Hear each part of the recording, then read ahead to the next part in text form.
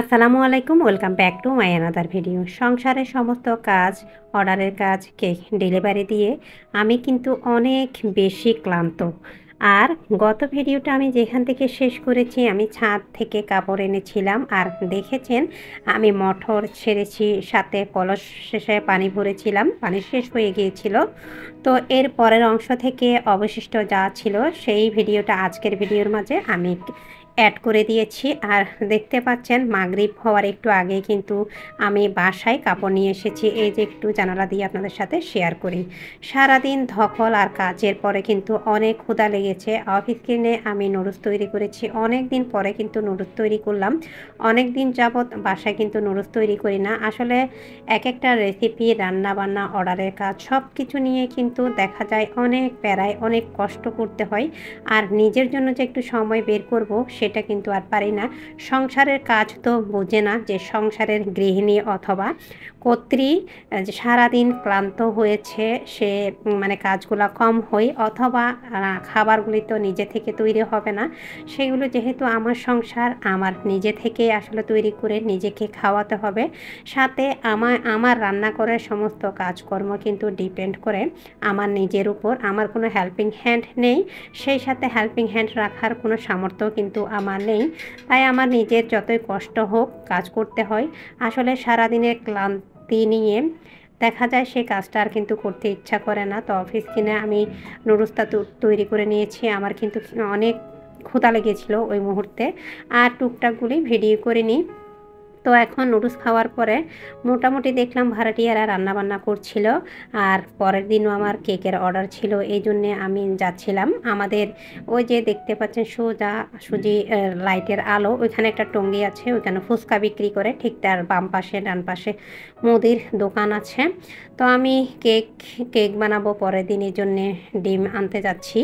তো ডিম নিয়ে এসে দেখলাম ইমনের আব্বু পাউরুটি নিয়ে এসেছে। এরপরে আমি মোবাইলটা বন্ধ করে দিয়েছি। তো পরের দিন সকালে ভোরবেলা উঠেই মোবাইল ক্যামেরাটা অন করি।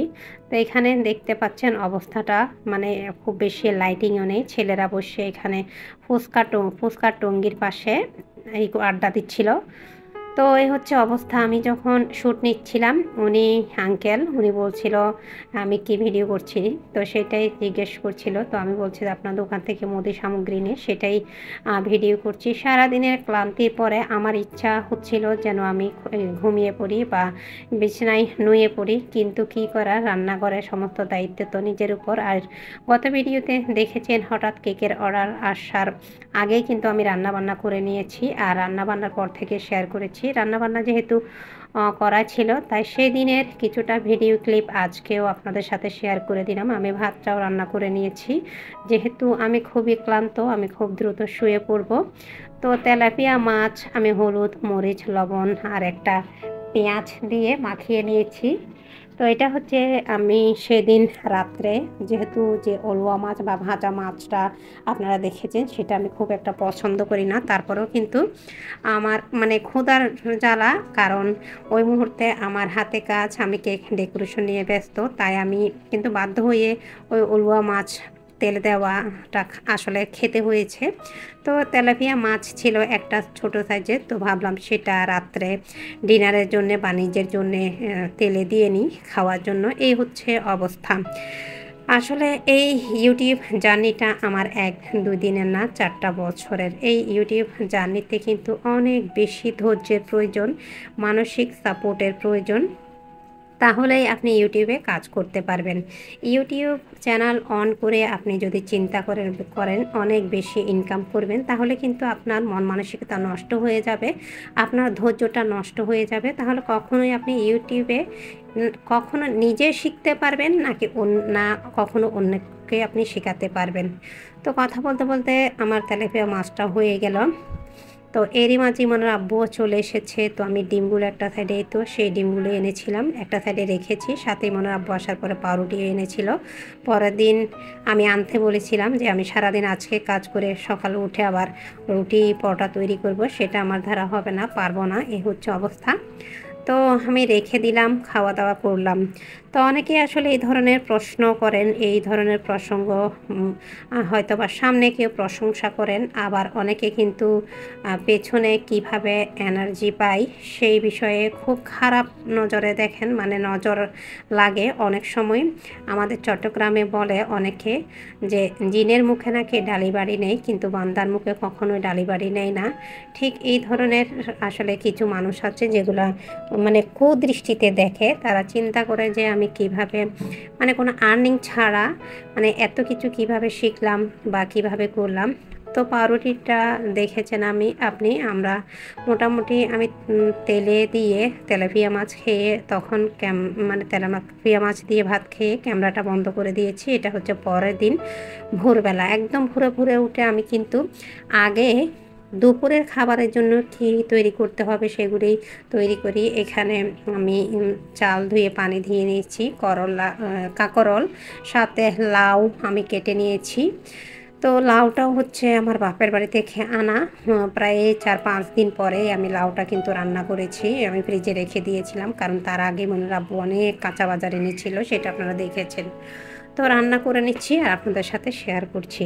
ইউটিউব প্ল্যাটফর্ম হচ্ছে একটি লং ধৈর্যের প্ল্যাটফর্ম।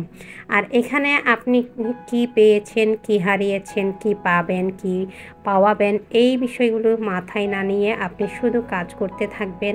যদি পারেন আপনি সুন্দরভাবে নখ কাটতে পারেন, সেটাও সুন্দরভাবে উপস্থাপন করে সবার সাথে শেয়ার করুন। আপনি যেমনটা পারেন, যেমন আপনার যোগ্যতা আছে ঠিক তেমন। সবার কিন্তু ভিডিও কন্টেন্ট একরকম হয় না। আমারটা আমার মতো হবে, আপনারটা আপনার মতো হবে। সবার উপস্থাপন, সবার এক্সপ্লেনের ধরন সব কিছু কিন্তু কখনোই একরকম হয় না। এই জন্যেই আসলে যার যেমন গুণ অথবা যোগ্যতা, আপনি যে ইউটিউব প্ল্যাটফর্মে কাজ করবেন এমন কোনো কথা নেই। আপনার যদি ভালো শিক্ষাগত যোগ্যতা থাকে তাহলে কোনো ভালো প্ল্যাটফর্মে আপনি কাজ করতে পারেন, অথবা আপনার যদি শিক্ষাগত যোগ্যতা না থাকে বা কম থাকে, হয়তোবা আপনি কোনো গার্মেন্টস ওয়ার্কারও হতে পারেন, কিংবা আপনি নকশি কাঁথা সেলাই করতে পারেন, আবার নকশি পিঠা সেল করতে পারেন। আবার চাইলে অনেকে বাসায় অনেক রকম হোমমেড রেসিপি বা নাস্তা তৈরি করে বেকারিতে অথবা চায়ের হোটেলে কন্ট্রাক্ট নিয়ে তারা কিন্তু সেল করে। আপনি যেটা ভালো পারবেন আপনি আপনার যোগ্যতা অনুযায়ী সেটাই শেয়ার করুন, সেটাই আপনি তৈরি করুন। সেটা হতে পারে বাসায় থেকে, হতে পারে আপনারা অন্যভাবে, কিন্তু সেক্ষেত্রে অবশ্যই আপনার সততাটা নিষ্ঠাটা ঠিক রাখবেন। এতে করে আপনি সফল হতে পারবেন, নিয়তটা ভালো রাখবেন। তো পরিশেষে আমি বলবো, আবারও ইউটিউব প্ল্যাটফর্মে যদি আপনারা কাজ করতে চান অবশ্যই ধৈর্য নেবেন আর একে অপরকে সাপোর্ট করার চেষ্টা করবেন। কথা বলতে বলতে ভিডিও স্পেস শেষ। সবাই ভালো থাকবেন। আজকে এই পর্যন্ত। আল্লাহ হাফেজ।